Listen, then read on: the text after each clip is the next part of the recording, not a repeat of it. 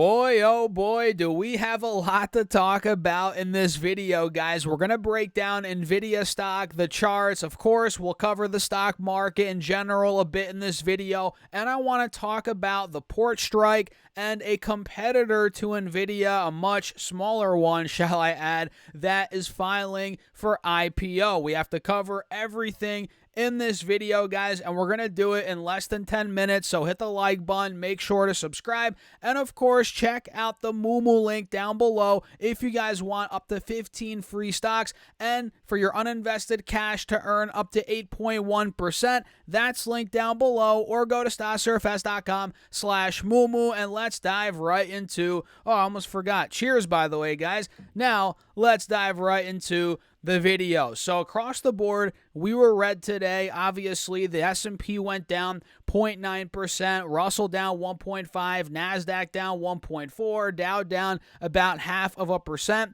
as the VIX went up over 15%.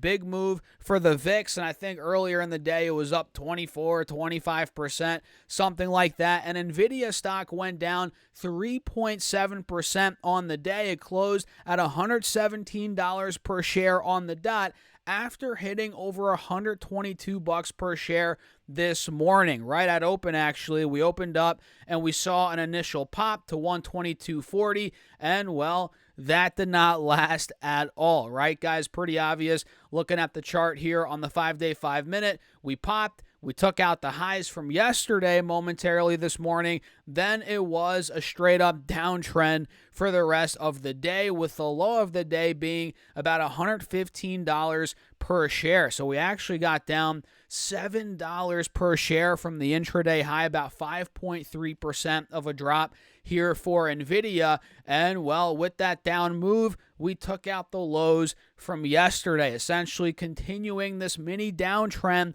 that we've been in over the course of the last 1, 2, 3, 4 days. And there's a lot going on. Elections coming in less than 40 days here in the United States. The Federal Reserve, you guys know what they're doing, cutting rates. They're data dependent. They're looking at the jobs market, inflation, yada, yada, yada. They're kind of uncertain with what they're going to do there.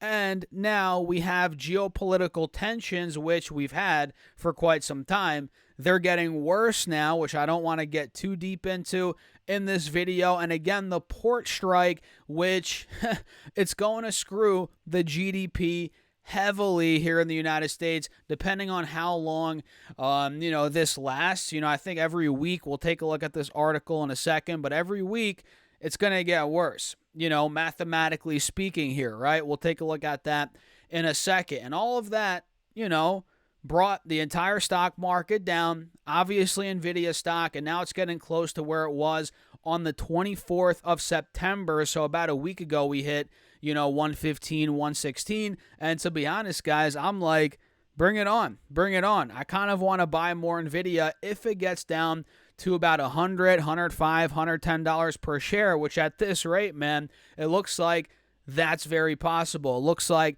that could happen, in the short term. And by the way, the channel here on the 4-hour chart, we're obviously still in it. We've been downtrending now for a couple of months, although we're still obviously in an uptrend. If you look at the 4-hour chart, the 1-year chart, nobody's denying that. I mean, Nvidia looks very good on the longer term charts, but over the last 2, 3, 4 months almost, we've been in this channel, which looks like we're getting rejected at the top of it again as of the last couple of days. And with today's down move, guys, we actually fell under both moving averages on the 4-hour chart. Pretty interesting stuff. We'll see how that ends up playing out here moving forward. So let's talk about the port strike a little bit here, folks, which is, well, very important to keep your eyes on right now. So like I said, the U.S. economy has been chugging along. The Fed's doing their thing, trying to keep things stable. The labor market is holding its own, and inflation has slowed down. But now we have a bunch of wrenches being thrown into the mix, right? We have this port strike, which obviously is going to impact GDP growth over time, depending on how long it lasts. I mean, We don't really know at this point.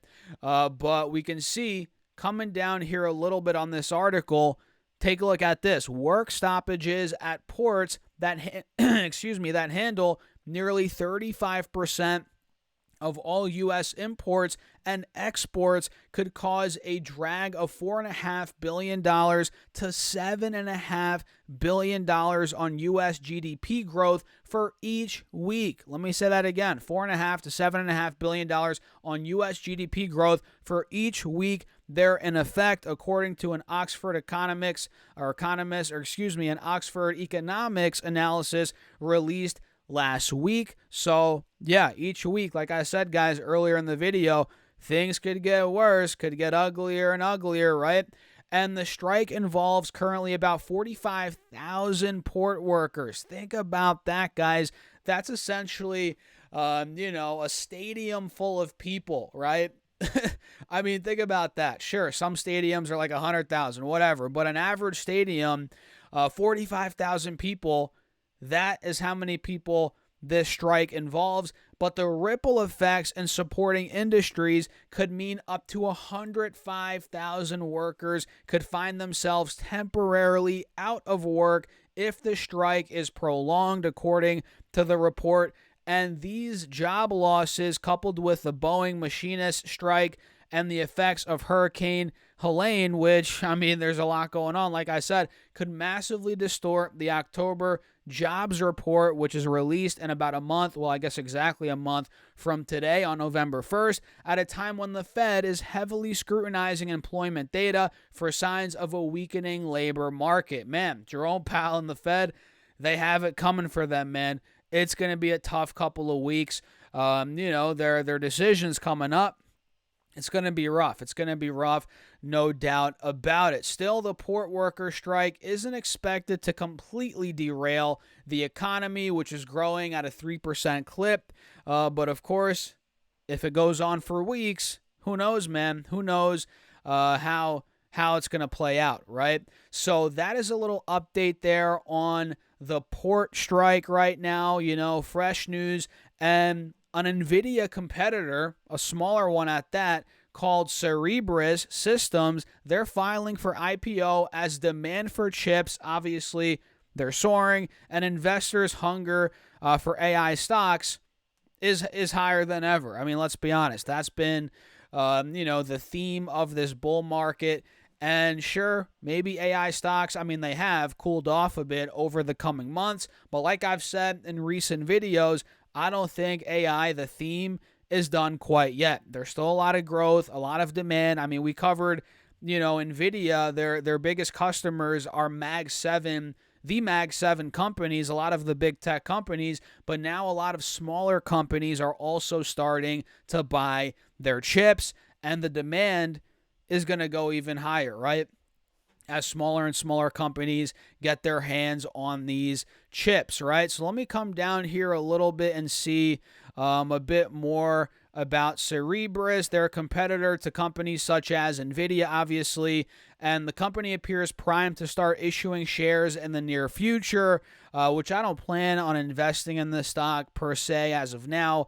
We'll see how it goes. An IPO from Cerebras could help also kickstart a still sluggish market for U.S. listings, which no doubt it's been sluggish, which have seen a significant slowdown following a flurry of activity during and after the pandemic a few years ago. I mean, you guys remember all the IPOs we saw at that time, all the SPACs, right? I mean, every single week there was a new stock on the stock market, which is nuts. And Cerebras, a little bit more about the company. Are they profitable? Well, according to its S1 filing, the company saw a net loss of roughly $67 million during the first half of 2024, with roughly $136 million in sales. So a lot smaller of a company than Nvidia, obviously. It's not like this company is going to steal Nvidia's lunch. I mean, who knows? 5-10 years down the line, anything's possible. But in the short term, look, they're losing money. Net loss of $67 million with $136 million of revenue in sales in the first half of 2024. I mean, hey, every company's got to start somewhere, but to say that they're going to, screw over Nvidia at least in the short term, that's a bit laughable, right? But they recently saw net losses of $127 million and $177 million during 2023 and 2022, respectively. So it looks like net losses are narrowing a bit. So keep your eyes on this company, guys, as they are set to go public. I don't know if we have a date yet. Specifically, they're just filing, it seems like, for IPO.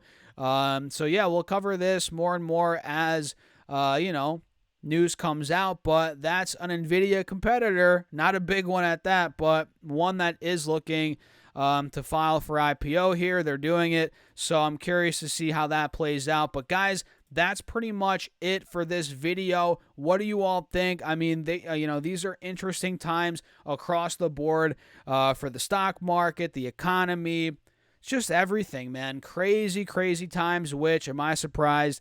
Nothing surprises me anymore at this point, guys. So what are your thoughts? Let me know down below in the comments. Hit that like button. Make sure to subscribe and get up to 15 stocks for Moomoo with at least a $100 deposit, and your uninvested cash will earn up to 8.1% APY. Check out the link down below, pinned in the comment section, or go to stocksurfest.com/Moomoo and check out the Patreon if you guys want to be in touch with me throughout the week, be a part of the Discord chat, and most importantly, see what I'm doing in my Patreon portfolio where I'm buying stocks every single week, and I actually just bought more today. Check out the link down below. It's very cheap, guys. Cheap monthly fee. And with that being said, I'll see you guys in there. I'll catch you all in the next video.